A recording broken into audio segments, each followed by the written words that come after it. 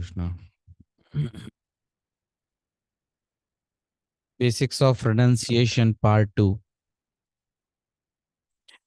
संन्यास धारण करना चाहिए, किस एज में करना चाहिए? हमें कई बार बोला है, अरे प्रभु जी आप तो इतनी छोटी सी उम्र में संन्यास धारण कर लिए, क्या कोई कोई घर में कोई घटना हो गई थी या कुछ क्या हो गया प्रभु जी ऐसा जो आपने संन्यास धारण कर लिया? तो पार्ट 2 में कुछ और इसके बारे में समझेंगे कि ऐसा क्या क्या है। कुछ लोग ऐसे भी बोलते हैं कि गृहस्थ में सन्यास बेस्ट होता है। गृहस्थ लाइफ ही सबसे बड़ी तपस्या है, वही सबसे बड़ा सन्यास भी है। लेकिन दो वर्ड होते हैं, गृहस्था और गृहमेधी। ये लोग समझ नहीं पाते हैं कि मोस्टली लोग कलयुग के अंदर 99.9999% लोग गृह मेदी हैं। ग्रह मेदी मतलब है कि वो सारी कुछ चीजें जो भी कुछ करता है वो उसका मेन उद्देश्य होता है कि मेरे इंद्रियों की तृप्ति होनी चाहिए, मेरे घर वालों की खुशी होनी चाहिए, मुझे सब कुछ करना है लेकिन उसमें मेरा फायदा होना चाहिए। लेकिन जो गृहस्थ है वो सच में एक तपस्या है। प्रभुपाद जी बोलते हैं यदि कोई गृहस्थ है और वो भगवान के सेंटर अपनी सारी चीजें करता है तो वो एक बहुत रियल सन्यासी है। इवन प्रभुपाद ये भी बोलते हैं कि यही यदि कोई व्यक्ति मेरे निर्देशों का पालन करता है तो वो ब्रह्मचारी के समान है। ब्रह्मचारी और गृहस्थ में कोई डिफरेंस नहीं रखते प्रभुपाद। प्रभुपाद बोलते हैं जो मैं बोला वो आप यदि पालन करते हैं तो आप ब्रह्मचारी जैसा जीवन ही जिएंगे।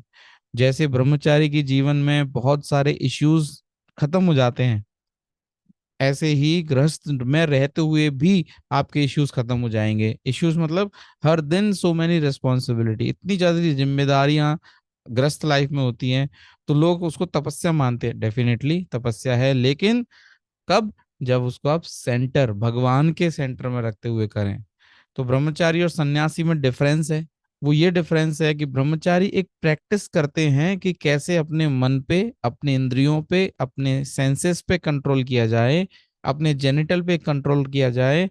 और उसके बाद वो जब वो सीख जाए, जब उसके अंदर ये डिटर्मिनेशन हो कि मैं अपने सेंसेस पे कंट्रोल कर सकता हूं, तो वो गृहस्थ लाइफ में जा सकता है।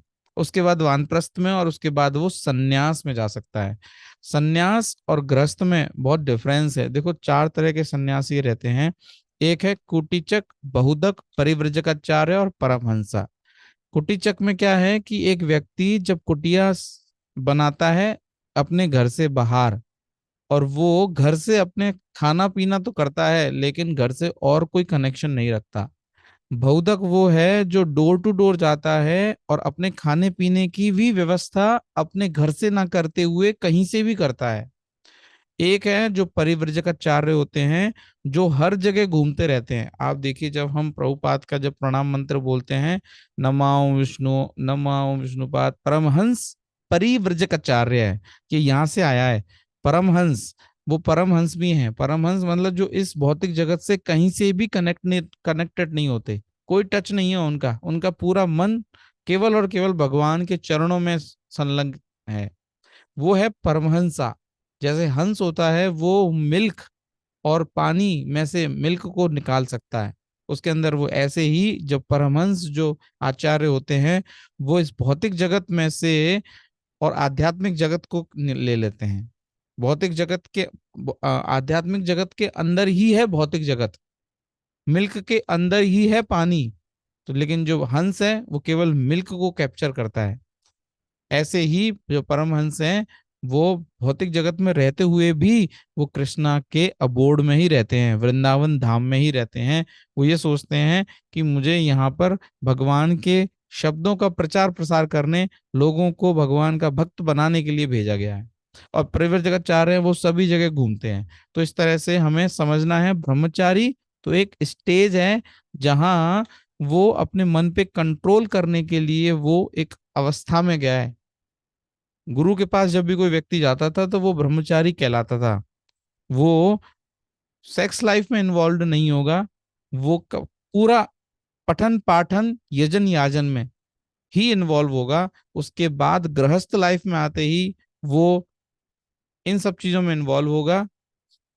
वानप्रस्थ में जाएगा तो वो थोड़ा सा अपने आप को कंट्रोल करेगा, और सन्यास में वो कंप्लीटली इन चीजों से अलूफ हो जाएगा। तो इस तरह से ये डिफरेंस है। तो हम अभी कौन है, जो जितने भी हरे कृष्णा मूवमेंट में जो डिवोटी हैं वो सब ब्रह्मचारी हैं। वो चाहें तो 6 साल बाद, 10 साल बाद वो भगवान वो गृहस्थ लाइफ में जा सकते हैं। तो ये सन्यास नहीं है, ये तो एक प्रैक्टिस स्टेज है।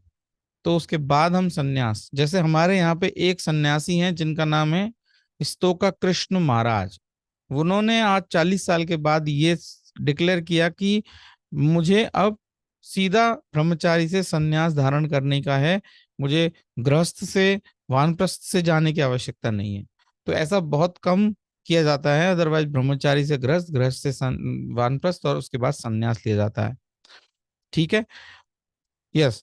अब क्या है, ये बहुत ही अच्छा कॉन्सेप्ट है। लोग कहते हैं कि जब तक तुम किसी से अटैच नहीं होंगे तो तुम काम नहीं करोगे।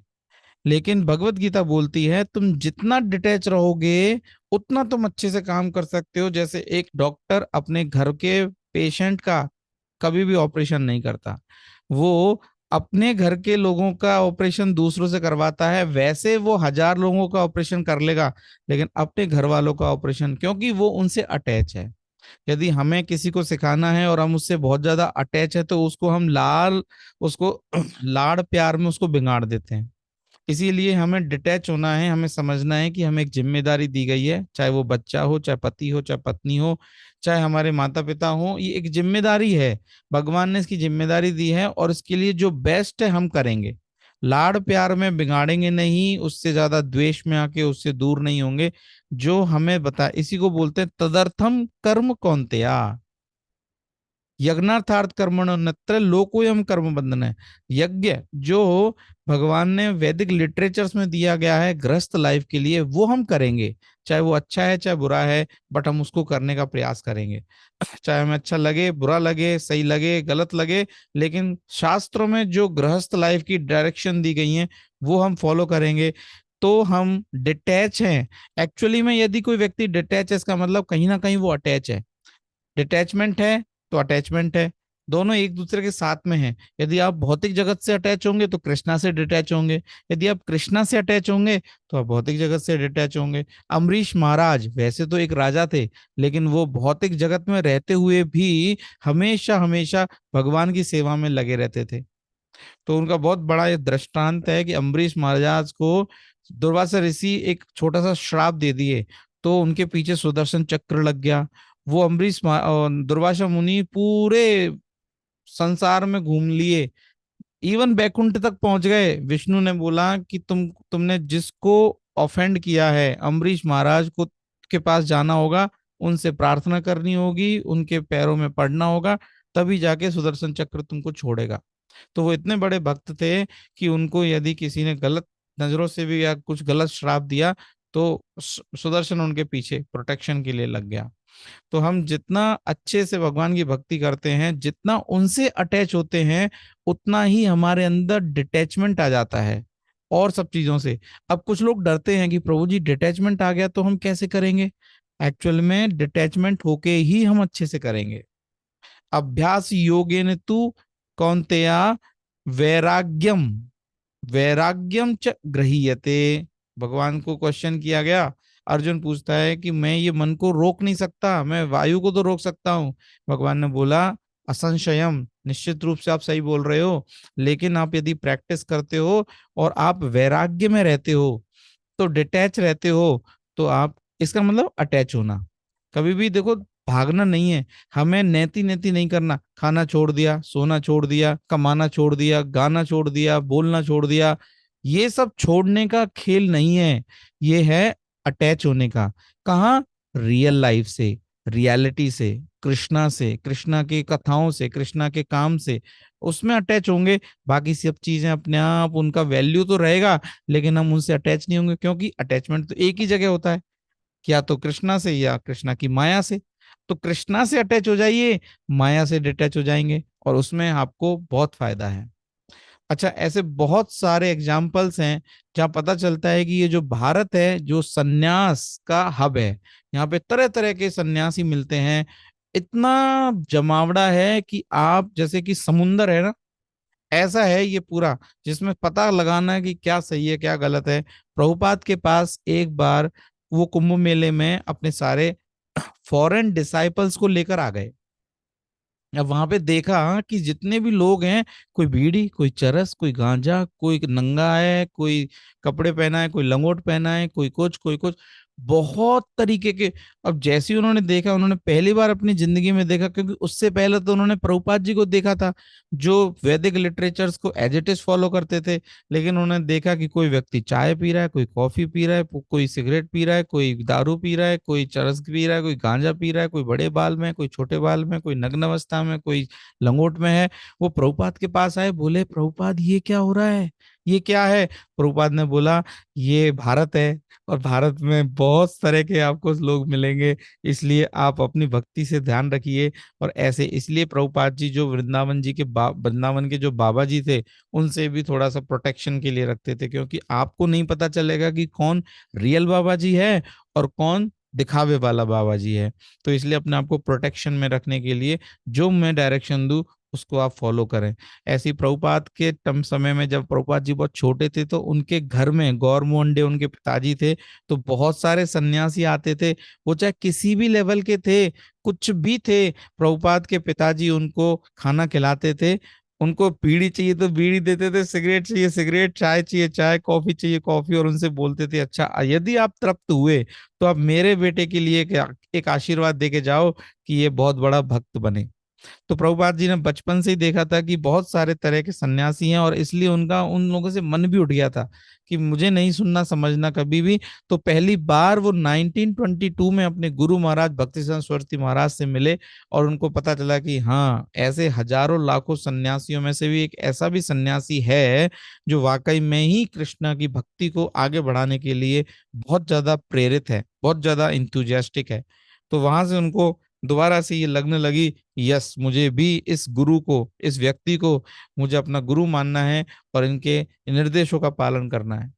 तभी पहली बार भक्तिसिद्धांत सरस्वती महाराज ने प्रभुपाद को बोला था कि तुम अंग्रेजी बहुत अच्छा जानते हो, क्यों क्यों नहीं तुम ये जो भक्त भगवत गीता और भागवतम का संदेश है उसे अंग्रेजों को अंग्रेजी भाषा में बोलने का, समझाने का प्रयास करो।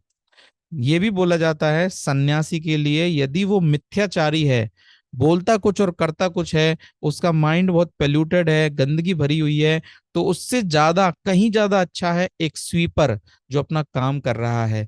लेकिन कई बार लोग इसको गलत समझ जाते हैं, वो कहते हैं कि स्वीपर ज्यादा अच्छा है बजाय एक रेनंशियंट के।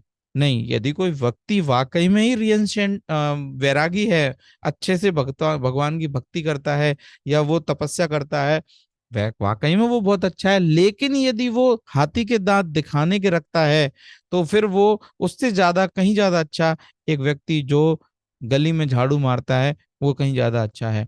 इसीलिए हमें अपने मन की शुद्धि से पहले कभी भी वैरागी नहीं बनना चाहिए। हमें कभी भी ये छोड़ना नहीं चाहिए कि अरे ये तो कलेश है, कहीं भी खा लेंगे, मांग लेंगे, मिल जाएगा, वो चीज नहीं। यदि आप वाकई में उसका उद्देश्य है वैराग्य लेने का, वैरागी होने का एक उद्देश्य है क्या, भगवान के चरणों में हम ज्यादा से ज्यादा समय दें, उनकी सेवा में हम ज्यादा से ज्यादा समय दें, लोग जो भटके हुए हैं उनको सही मार्ग पे लाने का प्रयास करें। ऐसा ये उद्देश्य है वैराग्य का। वो अपनी लाइबिलिटीज को, अपनी रिस्पॉन्सिबिलिटीज को कम करता है। वो चाहे बच्चे का हो, चाहे पत्नी का हो, चाहे माता जी का हो, पिताजी का हो, जिनको 50% लाइफ आपकी देनी ही देनी है, वो उसको कम करके उस 50% को भी समाज के लिए, लोगों के लिए, भटके हुए मन के लिए वो उसका प्रयास करते हैं कि वो भक्ति में आगे बढ़े। तो आज के लिए इतना ही। ये आज कंप्लीट होता है पार्ट 1 पार्ट 2। और भी इसमें यदि कुछ होगा तो मैं कल आपको बताऊंगा।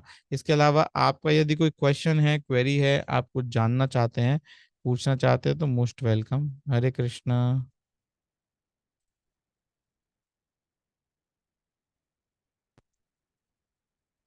हाँ जी। तो एक क्लास सुन के सन्यासी मत बन जाना। इस क्लास का मेन उद्देश्य है कि आप गृहस्थ में भी रहते हुए भी सन्यासी वाला पार्ट अदा करें। जहां है वहां रहते हुए चैतन्य महाप्रभु बोलते हैं। और यदि कोई व्यक्ति अपना दैनिक चर्या करते हुए भी भगवान का भजन करता है, वो बहुत अच्छा है, बहुत ही बढ़िया है। तो हमें ये सीखना है। यस। Any other question?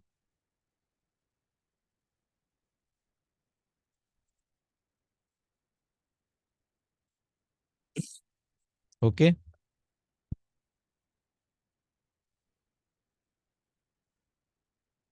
चलिए, हरे कृष्ण प्रभु जी, हरे कृष्ण दादा जी। हरे हरे कृष्णा कृष्ण। प्रभु। हरे हरे कृष्ण। कृष्णा प्रभु। बस बस 2 बार हो गया।